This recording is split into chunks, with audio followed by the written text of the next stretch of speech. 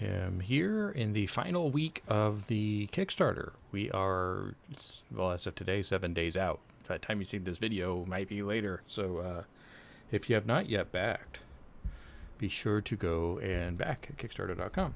If you're waiting for the game to come out, the good news is the game is very close to being finished, so you won't have to wait all that long. But you will, pay the market price. So if you want to get in early on the Kickstarter, help me out. That's awesome. Now's the time.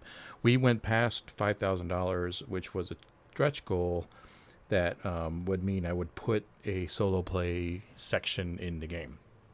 So I wanted to walk you through what that solo play looks like. I think I also want to do a full-on actual play. I was thinking this is what I would do for now, but I think I just want to introduce the rules first. And then I'll probably start an actual play series of just solo play. And I think I would like to do that. It sounds like fun. So I'm going to do that. You heard it here first, my uncertainty. But this is really just going to be an exploration of the rules. And then, if I later on want to do a solo play live with you all, I think I'll probably go ahead and do that, but start from the beginning. Maybe I could do like a 12-parter or something. So anyway, I digress. The solo play, I wanted the solo play in Highcaster to allow the player to use the rules as written, and to be able to do it without a chronicler or GM. So the secret to doing that is that you can't, as you're playing, you can't know what's going to happen next. Some solo play games will, give you prompts that you have to answer that will guide you through a story. Sometimes it's sort of like a choose your own adventure kind of thing where you have choice branches that you can make that will lead to different outcomes. This one I really wanted you to be able to play in an open world if you wanted to, without knowing what was going to happen next. And so that required the ability to do to make or to have answers to open-ended questions as well as closed questions. So I actually went through and took the approach and design from Forbidden Hero, which is a solo play RPG for Forbidden Lands. And I've played that, and I really liked it because Forbidden Lands is a hex crawl game where you're just like, you have no idea what's going to happen next. And this the solo play adventure allowed you, or the solo play framework allowed you to have a bunch of open-ended questions that you can just answer in your narrative. And I just took that system. I think it's an awesome system. It's from, it's called Forbidden Hero by Peter Rudin Burgess. And you can get that at Drive-Thru RPG. I'm going to drop a link in here. So if you want to play Forbidden Lands this way, that's awesome. It's actually on sale right now at Drive-Thru for 25% off. And so check that out. But I really, really liked this approach because it gave you visuals that were more abstract that would help you draw your own conclusions in the narrative without knowing what's happening next. So you can kind of like make up things on the spot, guided by these visual cues. It's a really great approach because it can keep everything open, and you're able to just sort of think through. It's like guided thinking. You still have narrative control, but now you don't have to wonder what to do next. You sort of get a cue or a prompt that'll give you a thought that you can run with. This game is really great to do in sort of a journaling capacity. There's no structured journaling rules, but if you just sort of write the story out as it goes, you can kind of keep track of what's happening, and you can you remember what had happened in the past, and you can kind of chart your journey. And so I highly recommend that you just journal as you go, and basically you can just take notes on what happened. But if you want, like I do, I actually do creative writing, and I kind of treat it as prose. And it's a really kind of fun exercise as a writer to be able to like get a prompt like this and then just sort of write the story without knowing what's going to happen next. And then you get to a point where you have a question about the setting, about what's happening, about where you are, about what is true and what isn't. You will roll to see the answer to that question given to you as like an abstract symbol that you then can draw a conclusion from. Or if it's something that is a threat, then you play the game rules. And so if you don't know if it's a threat or not, you can ask, is this a threat? And then the dice will tell you. So it's really kind of a cool system to use in this capacity. Definitely took it from Forbidden Hero. Lots of direct correlations. In fact, I used a lot of the image sources that Peter used in that game. So check it out. This has been expanded upon and tailored for Highcaster. So it won't work with Forbidden Lands. It'll work for Highcaster, but it's the same approach. And the approach basically means that you ask open questions or closed questions whenever you need to know something about the story. And then you roll to get prompts for that, and then you answer it with narrative control. And there might be murky water in terms of whether or not you introduce a threat that your character needs to confront. And if you ever reach murky water, then you can roll a closed question. Is this thing a threat? And then if it is, you'll put a threat on the table just like you would at a regular group. But if it's obviously a threat from the narrative, you can just go ahead and consider it a threat. So I just want to give you an example of how this works using Julius Lorado, who we've messed with already a couple of times. If you haven't seen the video I did on how the game works, Julius was in a situation there. I also used him in a scenario on the Kickstarter updates. So if you want to check that out. The dice roller here is owlbear.rodeo. This is a virtual RPG platform. Is that what they call them? It's a virtual tabletop. That's virtual tabletop. That's what I was after. I think I've had too much of this iced tea. Okay. Anyway, as we are discussing the game, so Julius, let's look at him, and I'm just going to throw up a scenario so you can see how this works. And you can see on your screen here, this is one part of the section of the solar play. It's actually, these are the visual cues I was talking about, which is on a D100 table. And here is a description. This is called the Lone Hero section. And here are descriptions on how it works. You use chapters just like you do in the rest of the game. Chapters I haven't really explored in a video before, but they're basically segmenting the story into different frameworks. And that actually have kind of that tailor the rules a bit. So like if you're in a dangerous situation, like something's attacking, or there's a danger coming down upon you that you don't have any control over, you might be in a chapter called danger. Or if you're like just preparing for a mission, you might be in a preparation chapter. And there are different rules for those kinds of chapters. So this is also set up by chapters. So if you are in a danger chapter, then you would start like in media res. If you were in a, so anyway, the chapters are here. I'm not going to go into chapters because it's a whole other discussion, but it's built on that. You also have favor, just like you do in the regular game. So if there's something that you want to be true and you don't want to roll for a question like, is this true? You can pay a favor and make it true, just like you would in the normal game. Or you can have open questions or closed questions, and then depending upon the prompts, you fill in the blanks. So we don't know what we're going to start with, but let's just say, let's just let the dice decide where our scenario starts, what's going on with it. So we're going to go to Owlbear, and I already had some dice in here, but we're going to roll the percentile dice. And that is a 17. So 17 on the die, that is, okay, so there's sort of like this dramatically jabbed sword. That might be magical, it might be in the middle of, hitting something else, dramatic swinging sword. So I'm going to say that we're starting in the middle of a battle. Our swords are clashing, right? I'm gonna roll again to see if I can get some more texture. And this time we got a 29, which is there's a fire symbol. So what can we do with that? So let's say that Julius's camp is being attacked. Okay, there we go. That's our situation. We're starting off. He's in the camp. He's being attacked. And then what is he being attacked by? And that's when it gets started. So this is going to start off as a threat. If I want to be completely random, I can actually go back into other sections.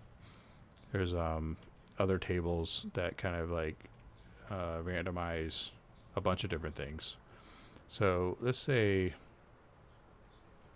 we're going to go to threats. I'm just gonna. These are all the major threats in Highcaster, which I don't know that anybody has seen these before. I happen to know. Let's roll a 12. It's just randomly. This is actually kind of a nice moment for me because I need to include tables with threats so that you can randomly pick a threat if you want. But let's say, let's go to the number 7 threat. So it's 1, 2, 3, 4, 5, 6, 7. All right, guys. These are essentially vengeful ghosts. So, all right. So the story is, in this case, I would just write it down here in my document. Julius is being attacked by a vengeful ghost. All right. So, and that's the limit of what you really need to do to set this up. But if you're like me, you kind of want to create a story out of this, and you might want to have more texture around what that means. Being attacked by a vengeful ghost. What does this ghost look like?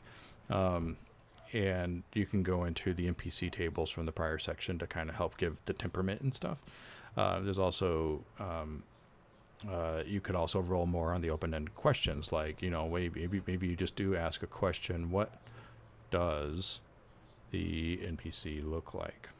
What does this ghost look like? Oops, that's the wrong die. Let's try the percentile.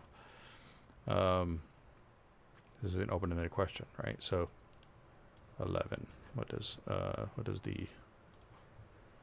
Let's go back to the manuscript. So we know this is a vengeful ghost, right? My document's trying to catch up to my scrolling.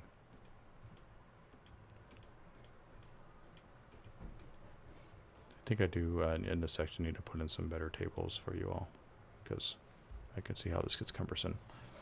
All right, so we have a wounded. So let's say this ghost is sort of like killed in battle. So he like cut open, since there's a foot here is kind of prompting a certain thing, that a certain image. They like totally wounded and limping and bleeding, but thinks in his ravenous, vengeful, ghostly way that Julius is the reason that he got attacked, or killed or whatever. So the ghost is now lurching forward, haunting. Ooh, right? Maybe a horrific visage comes out of it and turns into this monstrous skull lurching towards Julius. All Julius was doing was, sleeping at his campfire, and this kind of woke him up. He just got back from bandits, and this has just been a bad week for Julius. So what is he going to do? Well, there's a ghost attacking. That's a threat. So, I would probably just put in my notes threat, Geist. And how is he going to confront that threat? Well, he is just a chronicler. Really, he's not. If he was a class or if he was a path, I would call him a scoppler. But in my head canon, Julius isn't really even a scoppler. He's just like this chronicler. He's a historian. So what is he going to do? What is he going to do? He's going to take out his history book and look through to see where what battle happened here. It's like, oh yeah, I'm near the Whitland Downs. What battle would this be that this ghost lost himself? Looking at the, because this is Julius, so he's not all that scared. He's just looking to see if there's any markings on the warrior ghost shield to see if he can find a banner or something. And so this will be kind of a close question. Is there like some sort of symbol or banner or some way to identify what kind of soldier this is? So in a closed question like that, the answer is yes or no, right? So we roll on this table here, a d20. And then the outcome will tell us what we need to know. So I'm going to clear the table. We're going to add a d20 to the roll here. I got a 3. So 3 on this table means no. This is a flat no. There is no markings or symbol. So that's not very helpful. So he's just going to look through his history book on the region to see, well, what is that I know? So I think that I'm going to make him roll a will at this point, because he is trying to uncover a truth about what's going on. That's arguable. If I'm wondering which stat to roll, it really is entirely up to me since I'm the only one playing. But I'm gonna call it Will, and he has. I'm sorry, I'm probably getting my games mixed up. You have to forgive me because I have been running this for D&D and I've changed the stats for that, and I've kind of confused myself as a result. So let me get to his. His stats are Virtue, Courage, and Prestige. This is Highcaster, not D&D. All right, so anyway, we're going to use Prestige, because this is going to be how much of his book learning. It's really embarrassing. Okay, so we're going to use Prestige. And so the SRD calls this Will, calls Virtue Will, actually, and there's a different set of rules for it because it's trying to be more standard for fantasy genre. For Highcaster, though, this is called Prestige. And the Prestige is going to be his book learning, basically. The move is really what he's doing. The way he's attacking this threat is if he wants to, because I had to kind of think this through. What he wants to do is find out something about it so that he can influence the ghost, right? So that's going to be a D6. He also has what else can we use? Recounting a legend, poem, or historical fact. Since he's looking up this book, I would allow him to use that. So I'm going to go ahead and use a D8 to check that discipline. So he has a D6 and a D8. Are there any talents? He's not in Waste March. I already said that he was near the Whitlands, so no. All right, so I think that's what he gets. He gets a D6 and a D8. So plus the 20. So we're going to do. Here is his Prestige is 4. His Discipline is also 4, so he didn't really get a bonus to doing that. And he only rolled, he rolled an 18 on the die, so that is a critical success. In that case, he's going to resolve the ghost. Now, the ghost is, if we could just say it's a single stage, let's actually call it a 2-stage, because then we can play a little longer. These are the kinds of decisions you're just going to have to make on your own. You could roll randomly whenever you want to. Like if you don't want to decide arbitrarily if it's a 1-stage ghost or a 2-stage ghost or whatever, you can just roll for it and just go to the ghost. It could be between 1 and 5. So, in this case, you want to see how many stages it has, just roll a D4 plus 1. So this is a 4-stage ghost, if you wanted to do it that way. I'm only going to make it a 2-stage ghost because I don't want this to be a big deal. So he's resolved the first stage, just the ghost is manifested. You can kind of look through here and say, okay, what is it going to do? And you can roll randomly on this too. There's 1, 2, 3, 4, 5 things he could do. So why don't I, on the second stage, I'm just going to roll a D6. So we'll do the 4th thing. Throw obstacles at a creature telekinetically. All right, so that's what'll happen. Then in my narrative, I will say, okay, the Geist lifts up a burning log from the fire and is now launching it at Julius. And this is the same threat, but it's now another stage. So instead of just trying to scare Julius, he's attacking Julius with embers, smoke, and logs. So the smoke is kind of pouring and blasting. In the meantime, Julius is here still trying to find information about the